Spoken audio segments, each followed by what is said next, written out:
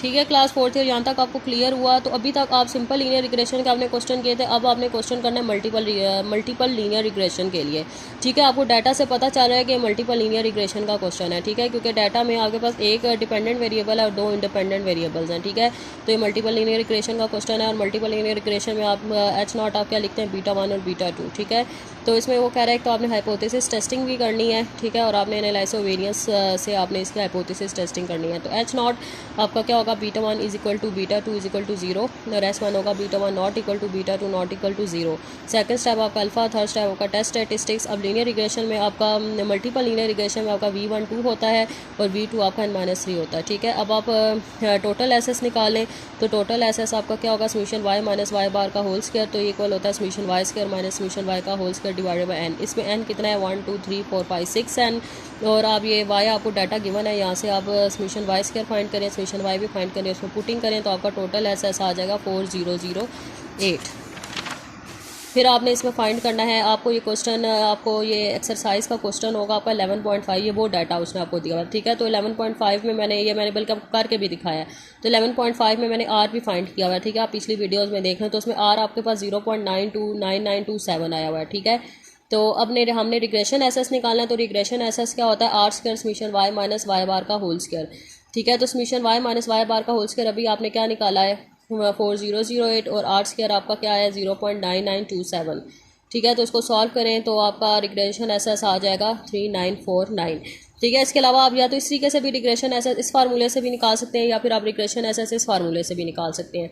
Regression SS equal होता है summation y hat minus y bar का होल स्क्वायर और ये ओपन होता है summation a summation y plus b1 summation x1 y plus b2 summation x2 y minus summation y का whole square by n।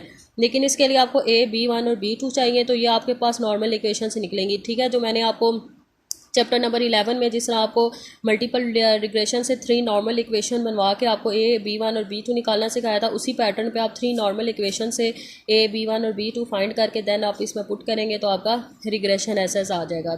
ठीक है, आप मर्जी इस तरीके से कर लें, लेकिन इसमें पहले आपको फिर आर स्क्वायर निकालना पड़ेगा। ठीक है, आर स्क्वायर जैसा मल्टीपल रिग्रेशन से आर स्क्वायर निकलता है, ये वैसे ही उस तरीके से निकलेगा। फिर आपने रेजिड्यूल एसेस निकालना है। तो रेजिड्यूल एसेस में आप 1 minus R square summation y minus y bar का होल स्क्वायर से भी निकाल सकते हैं, या सिंपल आप टोटल एसेस और रिग्रेशन एसेस को माइनस कर दें तो रेजिड्यूल एसेस आ जाएगा। ठीक है, तो इसको सॉल्व करें तो रेजिड्यूल एसेस 58.3 आएगा। फिर आपने एनोवा टेबल बनाना है। तो एनोवा टेबल में रिग्रेशन, सोर्स ऑफ वेरिएशन में रिग्रेशन, रेजिड्यूल, टोटल। तो ये मल्टीपल रिग्रेशन का क्वेश्चन है, तो रिग्रेशन का डिग्री ऑफ फ्रीडम 2 होगा और रेजिड्यूल का डिग्री ऑफ फ्रीडम n-3 होता है। तो n इसमें 6 है तो 6 माइनस 3 3 और 2 प्लस 3 5। तो जो सम ऑफ स्क्वायर्स आपने निकाले वो इधर पुट कर दें, फिर आप मीन स्क्वायर निकाल लें और फिर आप एफ रेशो निकालें। 1974.85 को डिवाइड करें 19.43 से तो आपका एफ आएगा 101.64। फिर आप क्रिटिकल रीजन फाइंड करें 0.05, 2 को 3 में देखें, 0.05 में आपने देखना है, 2 को 3 में देखें तो आपकी टेबुलेटेड वैल्यू आएगी 9.55। इन दोनों का कंपेयर करें तो आपका H0 इसमें क्या हो है, रिजेक्ट हो रहा है। फिर आप देख लें 21.36। अच्छा, ये जो भी मैंने क्वेश्चन करवाया 21.35 और 21.36 ये दोनों इंपॉर्टेंट हैं। ये आपके पास पेपर्स में अगर आप देखें तो ये आपके क्वेश्चंस आए हुए हैं। तो आपके पास इसमें भी y x1 और x2 दिया हुआ है, ये भी आपके पास मल्टीपल रिग्रेशन का क्वेश्चन है। ठीक है, इसमें भी आपने हाइपोथेसिस टेस्टिंग करनी है। तो इसमें भी आपके पास H0 यही बनेगा, β1 is equal to β2 is equal to 0 और S1 होगा β1 not equal to β2 not equal to 0।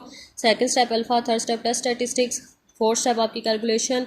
तो आप नॉर्मल इक्वेशन से आप a b1 b2 a b1 और b2 निकालें। 3 नॉर्मल मल्टीपल रिग्रेशन में आपके पास 3 नॉर्मल इक्वेशन होती हैं। इन 3 नॉर्मल इक्वेशन को आप साइमल्टेनियसली सॉल्व करके a b1 और b2 फाइंड करेंगे।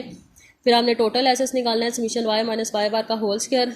तो टोटल एसेस आएगा 74.8। फिर आपने रिग्रेशन एसेस निकालना है, summation y hat minus y bar का होल स्क्वायर। तो रिग्रेशन एसेस इक्वल होता है a summation y plus b1 summation x1 y plus b2 summation x2 y minus summation y का होल स्क्वायर बाय n। तो आप ये सारा data निकाल लें, a b1 b2 ये सारा ये भी चीज़ें फाइंड करें तो आप इसमें पुटिंग करें तो आपका इसमें रिग्रेशन एसेस आएगा 70.69।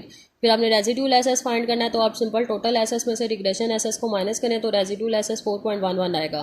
फिर आपने नोवा टेबल बनाना है। तो नोवा टेबल में हमने रिग्रेशन, एरर और टोटल फाइंड करना है। रिग्रेशन का डिग्री ऑफ फ्रीडम 2 होता है, एरर का डिग्री ऑफ फ्रीडम n-3 है, तो n इसमें क्या है 5, तो 5 माइनस 3 2 तो 2 + 2 4, जो सम ऑफ स्क्वायर्स निकालें वो आप इसमें पुट करें, मीन स्क्वायर निकालें, एफ रेशो निकालें, तो एफ रेशो आई है इसमें 17.20, और फिर आप इसमें टेबुलेटेड वैल्यू निकालें 0.05 में, आप देखें 2 को 2 में तो 19 आएगा, तो इन दोनों को कंपेयर करें तो आपका इसमें आपकी जो कैलकुलेटेड वैल्यू है वो छोटी है टेबुलेटेड से, तो इसमें आपका एच नॉट एक्सेप्ट हो रहा है।